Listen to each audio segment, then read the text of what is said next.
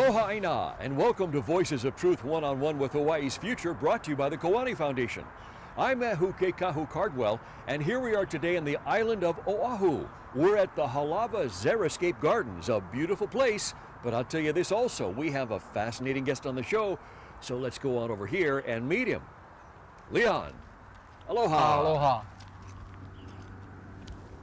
How are you? Leon, Leon, thank you. Welcome back to Voices Thank of Truth. you. We wanted to have you on the show today because there's been some very recent developments going on with the Office of Hawaiian Affairs, with the Hawaii Legislature, with the Native Hawaiian Role, Act 195, Kana'i-Oluvalo, all of those things, yes? Yes. Yeah, let's walk through this beautiful garden here and talk about it because we're interested in hearing what's been going on. So, you know, the first thing I want to bring up is, as of a couple of days ago, if you go on the Office of Hawaiian Affairs website and you type in the search box the word Kana'i-Oluvalo and hit return, nothing comes up. Right.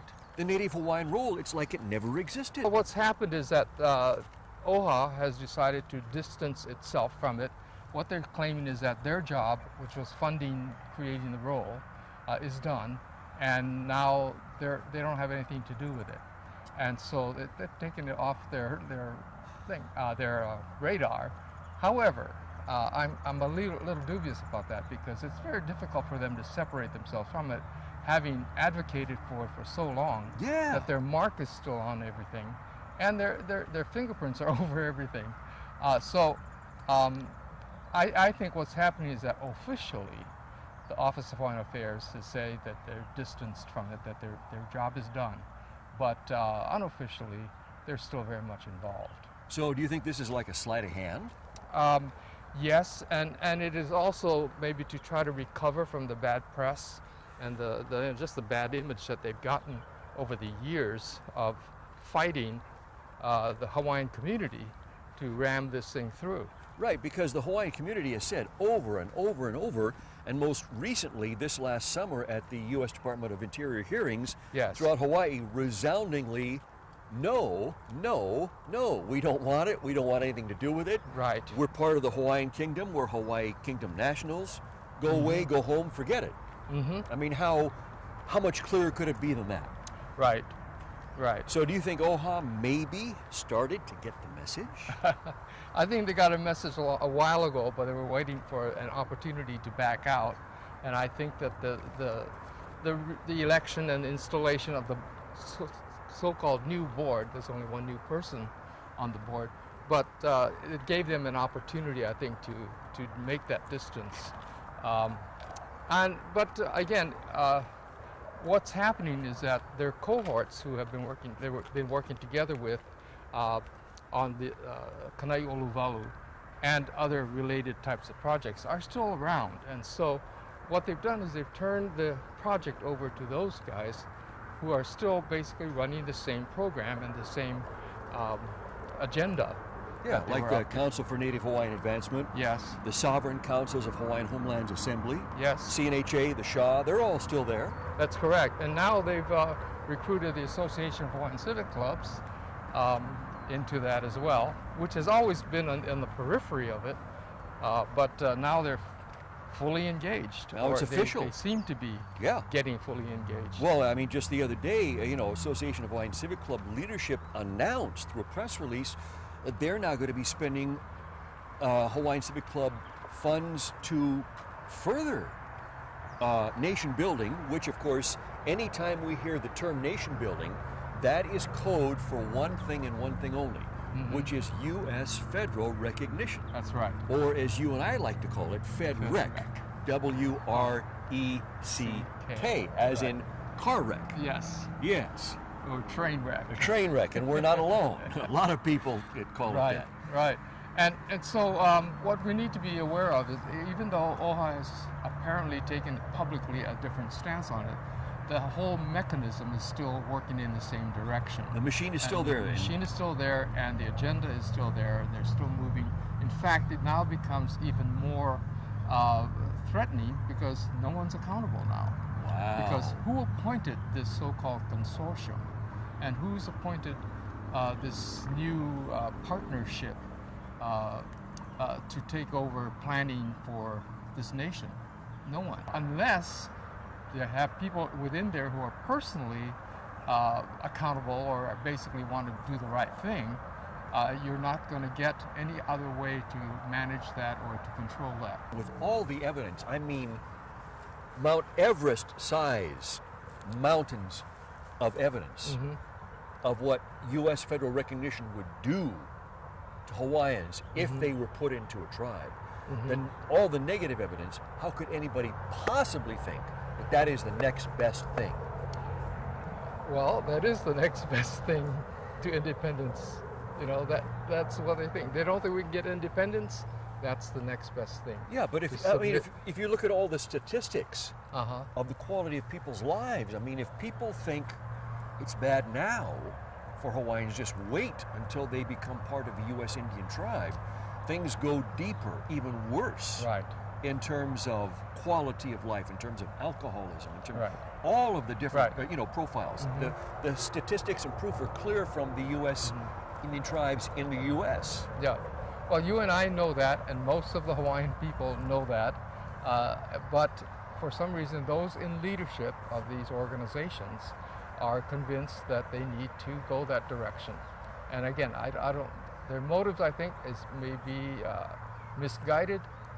Some of them may be truly greedy or ambitious in that way. But I think that what we need to concentrate on is what we know and where we can go as a nation, and concentrate on nation building as we see building the nation, an independent nation for Hawaii. Leon, you mentioned a while ago that there is one new face on the Office of Hawaiian Affairs board this year, and that's Leahu Isa, who got elected. Yes. And she made it known from practically the day she got elected that she wants to do away with Act 195 and Native Hawaiian role. Yes? Yes. Tell us a little bit about that and why she feels that way. Well, I believe, it was a very startling statement for a newly elected trustee to make. Yes. And it shook up everybody else. But she did publish in their first edition of the Waiola that she was for repeal of Act 195, which was the enabling act for the Native Hawaiian role. And interesting, I saw the draft of the bill, and the bill just basically strikes through every line of that and then says, this act is hereby repealed. So it's a short act. A very short act. It's like 2 sentences. Right. Now, the interesting thing is that it repeals the entire thing. I think it's a very sweeping, it's a very sweeping measure, including recognition of Native Hawaiians as the indigenous people of Hawaii. If this bill passes to repeal Act 195, that means that Kanai'olowalo, the Native Hawaiian role, I mean, does that mean it's gone? It vanishes? Actually, it's quite interesting because there are 2 lines in her bill. The first line is to repeal the entire act. The second line is that all of the assets and whatever Kanai'olowalo collected is now the property of the Office of Hawaiian Affairs. So in other words, the list becomes the Office of Hawaiian Affairs, which is why I said Office of Hawaiian Affairs is not out of this yet. So they could repeal the act, the Office of Hawaiian Affairs ends up with the role, and then they could do with it whatever they want. Yes. That's pretty smart. Yeah. Yeah, wow. Well, the other aspect to that role, though, is that they claim, there's like 125,000 signers on that role, right? Right. But in point of fact, we know, everybody knows that's been following this whole saga throughout the years, that there's actually more like 20,000, approximately, that actually signed on to the Native Hawaiian role. And all the rest, that other 105,000, were names that were transferred from other databases. Right. Right. Now, that to me sounds like fraud. It is. And like identity theft. It is. In any other case, if you go to have dinner in a restaurant and and the cashier scans your name and then takes it and then uses your name for something else, Yeah. whether for to charge you money or whatever. But if they use your name in any other way, that's fraud and that's identity theft. I mean, if you or I tried this, we'd be in Halava Right. jail right now. Right. Now here's kind of the interesting thing about this. Not only did the Hawaiian Royal Commission, the Office of Foreign Affairs, and the governor, and they all conspired to do this. Everybody The from the legislature. governor on down, the legislature, Office of Hawaiian Affairs, Right. everybody. Right. Yes. And the state attorney general Right. gave it his approval. Right. So Nobody said, not one person said, hey, wait a minute, let's think about this. Right. Yeah. Yeah. And isn't this wrong, or something like that? Now, if somebody said that, nobody really spoke up to raise objections. So they went ahead and they all approved of it. So if this really was a fraudulent act, which we believe it is, and if it ever comes to a trial or comes into question, all of these elected officials, and including all Office of Foreign Affairs, and the appointed officials like the Kanai'oluwalu Commissioners, royal commissioners. They would all be guilty of committing fraud and conspiracy to commit fraud. Exactly. Yeah. Exactly. Which is a RICO violation. RICO is what? Acronym for organized crime, Organized right? crime, right. It's a U.S. federal statute Right. against organized Against criminal activity. conspiring to commit criminal activity. Yeah, and there are big names in U.S. federal prisons right now doing time That's right. for violating that statute. Yes. Wow, that's amazing, because it sounds to me like the people who committed this fraud, this identity theft, are leaving themselves way open, very, very liable to being called to consequence for this. Right. I mean, it wasn't hidden; it was blatant. Yes. Yeah.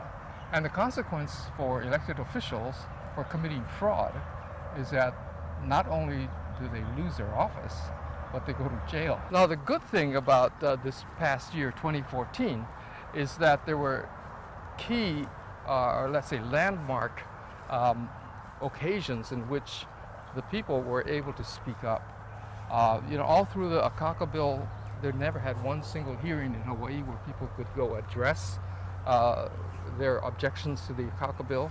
That was like 12 years where they were just silent, or they didn't have a voice. But this past year, with the Kanai'oluwalu and the Department of Interior hearings, people turned out in droves. And the great thing was that we have learned that in recent years, our people have come together with one basic narrative, and with like 3 or 4 points. Basically, we are not American Indians. We're not a tribal people, and we resent trying to be pushed into that. The second one is that we're a nation under occupation. That was so consistent in the testimonies. And the third was that we want our country back. And so those 3 points were made over and over in all of those hearings. There were 20 hearings, town hall meetings that OHA conducted for Kanai'oluwalu. And then after that, there were 15 more hearings for the DOI proposal. U.S. Department of Interior, when they came to Hawaii. Right. Yes. And onto that, there are about 8 hearings in the U.S. In Indian country about this. And consistently, over 90% of the people said, we don't want, they said these 3 points. We don't want it, we're not Indians, we're being occupied, we want our country back. Those 3 points were resonated by every testifier. Over 90% of the people who testified. So what it sounds to me like, Leon, is people really connected the dots. Right. They connected the dots. They saw the picture. Yeah, right. They saw what was trying to be pulled or finagled, the wool pulled over their eyes, and they said, no. Right. We don't want that. We are not that. We are Hawaiian Kingdom nationals, and this is our country, and we want it back. That's right. And some of the people I know even held up signs at the Department of Interior hearings that said, "Go home to the U.S. Get out of here. This is not your. This is not your country. This is not your conversation. Yeah. This is between us. Right. You have no right to even come here and Right. talk to us about Yeah. this. So we've hit a critical mass in that the people have been enlivened and they've been educated and they know what they want. We know what we want. So this is a whole new place to be, isn't Yes, it? yes, it is. Wow. Which makes it all the more amazing that those that are still pushing for Fed rec, I mean, this makes them extremely out of touch Yes. with what's really going on. Everybody else understands the points that they don't. Our people are coming together and there are conversations, there are activities going on all over Hawaii of people discussing this and saying, I'm a Hawaiian national, what must I do to express that? And what can we jointly do as communities, as families, you know, In working together. and working together, or even just to stand up and say, just like they did in the hearings. As for me, this is where I stand, you know. In other words, putting a face to it. Yeah, Wow. and putting some action to it. So we're engaged right now. I am engaged, and others. The Committee of Hawaiian Nationals are engaged in getting our people more more aware and more familiar with what they can do as individuals to maintain their position or their advocacy for being Hawaiian nationals. And fortunately, the things that they can do are very simple things, right? Yeah, they're Give very us simple. a couple, 2, 3 examples of some simple things that they can do to Okay. assert their national identity. Okay, well, for one thing, at every opportunity, you can change your vocabulary, for one thing. Hawaiians have become used to, or have been trained, propagandized into using the term mainland, for instance. If you change and you stop using the term mainland because of the implications of it, they're the superior and we're the inferior, or we're the subjective. Or Hawaii, that means Hawaii's part of the U.S. Right, Yeah, right. implies that. So if you just change that one word in your vocabulary, you start to retrain your mind, saying to yourself, every time you start to use that word and you change it into the states or the continent or the U.S. Yeah, or America or something like that. Yeah. You separate yourself from that, and that distinction starts to sink in, and you start to think of yourself as an independent person, as part of the independent nation. So it's a geographical distinction in our thinking. Yes, right. Great. What's another way? Okay, so changing your vocabulary. There's many ways you can change your vocabulary. When you say the nation, you mean the Hawaiian kingdom, not the nation, the U.S. Anyway, those types of things. Another way is to correct within your family when people are talking about being part of the U.S., just to make a gentle correction to that. In other words, just to start getting our minds trained that we're not part of the U.S. The other part, of course, is to learn more about who we really are. You don't have to become an expert on the law or an expert on all these details, historical details, but just to know that this is where we stand, that the kingdom was taken and that we are still an independent nation and we are starting to rise again. Just very simple kind of a concept as to how to view ourselves and then express that. Now, the other ways, of course, when you start confronting, or when the system, the state system starts confronting you about your identity, is that where you have to do is start standing strong on that. Of course, the most common way that our people are confronted by the state laws is in traffic violations. Like driver's license. Right, driver's license or license plates. License plates things on your like that. vehicle. Right. So our people put on a Hawaiian Kingdom license plate, they get pulled over, they get inspected, and they find they don't have a registration, a state registration, they don't have a state-issued driver's license, and they get ticketed for these things. Now, good thing is that as people begin to stand and say, excuse me, but I'm driving in my own nation, and I don't have those laws in my nation. I don't have to comply to your laws in my nation.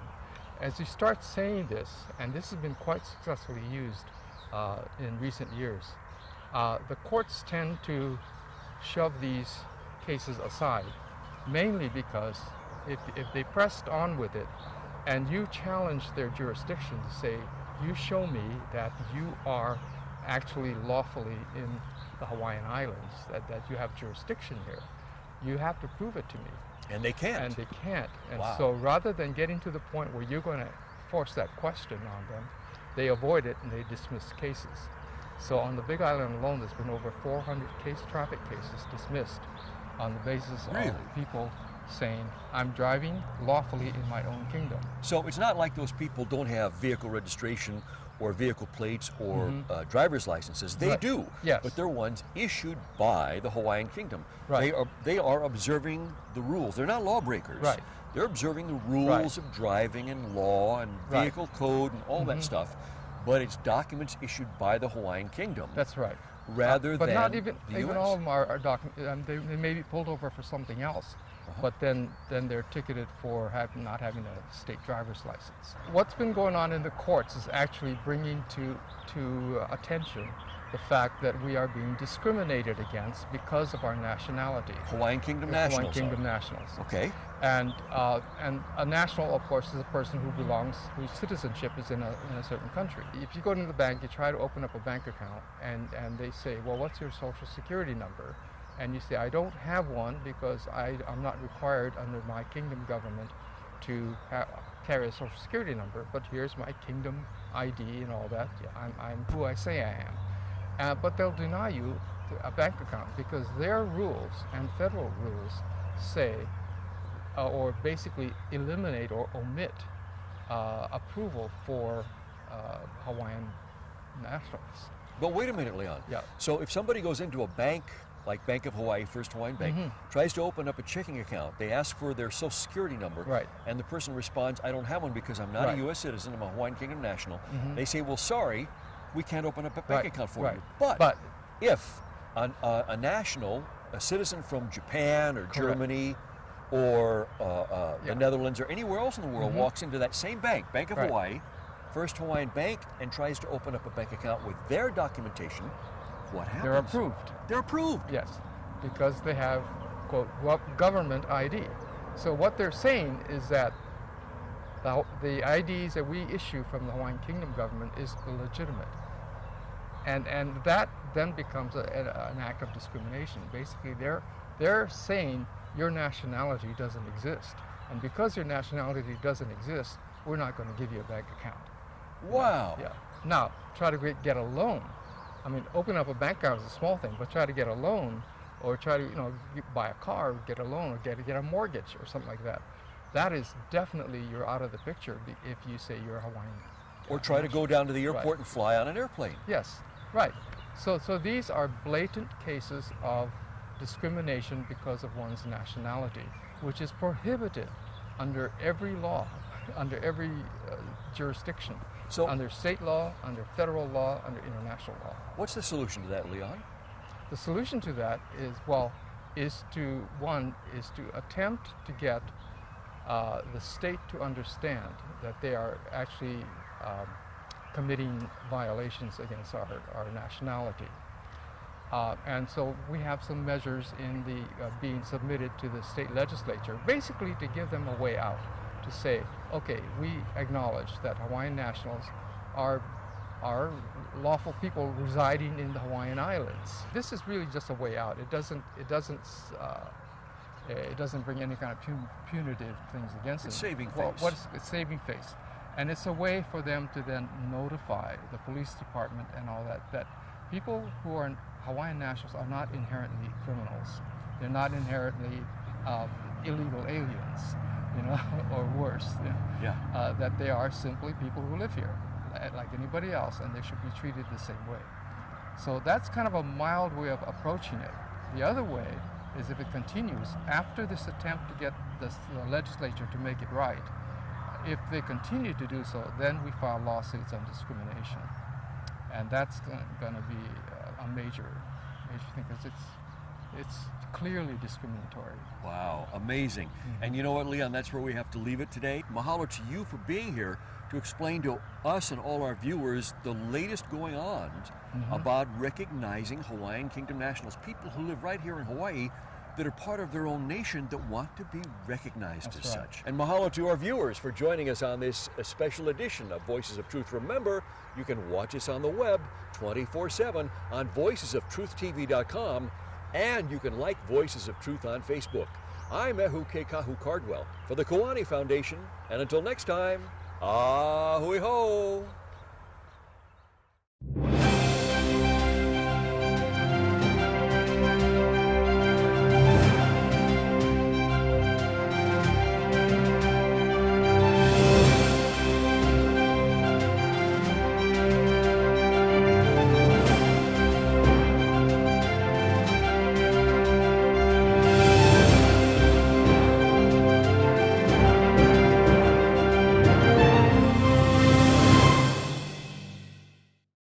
Mahalo for watching Voices of Truth one-on-one with Hawaii's Future. Watch us on the web 24/7 at voicesoftruthtv.com. You'll find all our shows, including this one, in case you want to see it again or share it with family and friends. Also view our weekly video commentaries at freehawaiitv.com. And check out our blog, published daily, at freehawaii.info. It's all part of the Free Hawaii Broadcasting Network.